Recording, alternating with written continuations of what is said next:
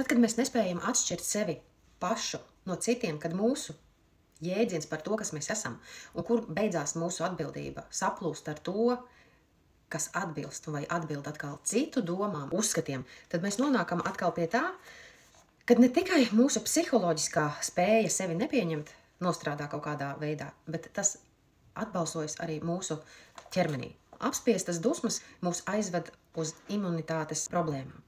Jebkādas slimības sākās, kaut kādas novirzes, kaut kādi veselības traucējumi, imūnās saslimšanas, bet cilvēki bieži vien nesaliek kopā savu psiholoģisko stāvokli ar to, kāpēc viņiem ir sākušās dažādas kaitas.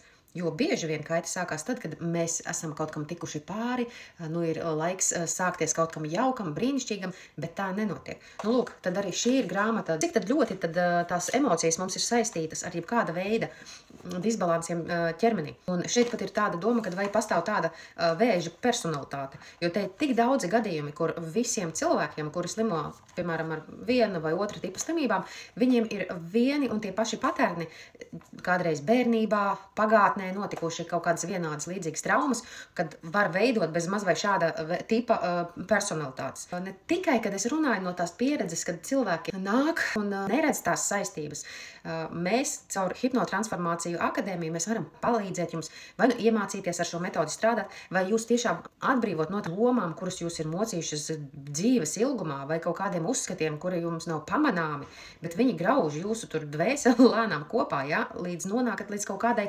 slimībai. Un arī Gabors Matē šajā grāmatā runā par to, ka tie cilvēki, kuri nespēj izprocesēt, izrādīt, izprast savas sajūtas, viņiem ir ļoti liels risks attīstīt hroniskās slimības. Arī man agrāk bija hroniskā slimība, no kuras ārsts man kabinetā pateica, tas taču nav ārstējums, tas ir uz visu mūžu.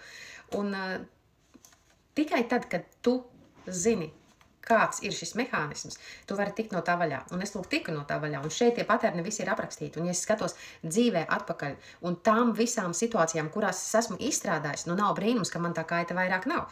Jo es esmu gājusi to ceļu, kurš grib izzināt, nevis māja ar galvu, jā, man tiešām nav vairāk variantu, ir tieši tā, kā jūs sakat, labi, ok, es tagad darīšu tieši tikai to, ko jūs man sakat. Jo bieži vien ir tas, kad ārsti vai kādi cilvēki, kuri ir ieguvuši tos diplomus, kā man te nesen viens teica, ko jūs nākat pie tādiem, kuriem nav nezinu kādi diplomi, tad lūk, kad es esmu gājis pie šiem cilvēkiem ar diplomu, nepietiek jau tikai ar diplomu. Ir vajadzīga cilvēcība un ir vēlme palīdzēt. Un tad, kad tu aizēji pie kāda un viņš tev saka, tu ko, es taču negribu ar tevi ņemties, negribu tev palīdzēt. Es vienkārši gribu izrakstīt tev zāles un pateikt, ka nebūs tev nekāda laimīgā dzīve. Man ir sūdīgi, un tev arī nebūs labi. Ja? Un tu izgāz to savu sliktumu ārā uz to pārējiem un vēl nedod cerību arī citam. Nav runa par to, ka ir jādod cerība, bet ir tāds atbalsts, sirsnīgums, vēlme iedziļināties un saprast. Tas ir tas, ko mēs bieži nesaņemam citur. Un tad, kad mēs to saņemam, tad tas ir zelta vērtē. Visi saka, wow, cik superīgs, fantastisks cilvēks. Kad cilvēki nespēja atšķirt sevi no citiem, tas nozīmē, tas ir tāds izdzīvošanas mehānisms, kad mēs nemākam nošķirt robežas. Psiholoģiskajā līmenī mēs saplūstam ar kāda cita vēlmēm, ar cita noteikumiem, un mēs nesaprotam, kā tad būtu vislabāk. Jo, lai ko mēs arī darītu, mēs vienmēr jūtamies apjukuši kā cilvēki. Mēs neatrodam to savu patieso būtību, vērtību un piepildījumu galu galā. Ja mēs izjūtam šo apjukumu psiholoģiski, tad visas mūsu emocijas, viņas galu galā strādā arī fiziskā līmenī. Mūsu sirds, sajūtot kaut kādas sajūtas, viņa ir elektromagnetiskā lauka radītājs, kurš pulsē, vibrē, un līdz ar to rada šīs sajūtas, hormonus, tīri fiziski. Asinis tiek pumpētas dažādos ritmos, ātrumos mūsu asinsvados, ja mēs jūtam trauksmi, bailes, prieku un ķīmiskais sastāvs asinīm momentā mainās, ko līdz mēs esam sabijušies, vai mēs esam ar tādu pašu asins spiedienu, bet mēs izjūtam prieku. Un tad, kad mēs nemācamies atšķirt sevi no šīs pārējās pasaules, mēs vienkārši sekojam šim apjukumam, nemeklējam atbildes, un mūsu imūnsistēma dara tieši to pašu. Viņa sāk apjukt.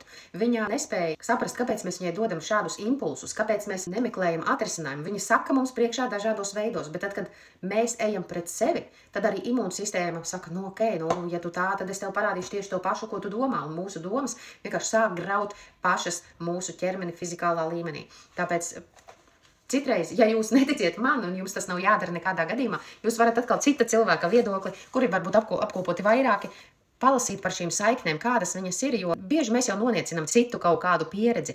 Mēs vienkārši, šito visu es jau redzēju. Tad kāpēc tas nestrādā tavā dzīvē? Jo galvenais jau ir tas, vai tas strādā tavā dzīvē. Šī bija fantastiska iedvesma, lai atkal un atkal vienkārši atkārtotu tās lietas, kas ir tik pazīstamas. Un tas ir tas, ar ko es strādāju ikdienā, bet vienkārši tu saproti, ka nevar tam cilvēkam palīdzēt, ja viņš pats to nevēlas.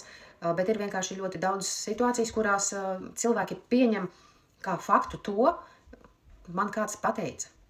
Un tāpēc viņš tic tam otram vairāk nekā pats sev. Ja tu ticēsi pats sev, tad tu spēsi vienkārši izzināt. Tu varēsi virzīties uz priekšu, un vienmēr ir kādas atbildes, vienmēr ir kādi risinājumi. Un to es arī jums visiem novēlu, lai jūs meklētu, lai jūs dotos pretī zināšanām. Nevis tādām, par kurām jums ieliks 10, iedos jums kaut kādu papīru vai pateiks malacis, nu tagad tu vari darīt tieši tā, kā es tev esmu mācījis. Bet lai jūs iziet caur savu pieredzi, nebaidaties kļūdīties, un lai jūs tiešām iekšēji palīdzat sev un arī citiem cilvēkiem.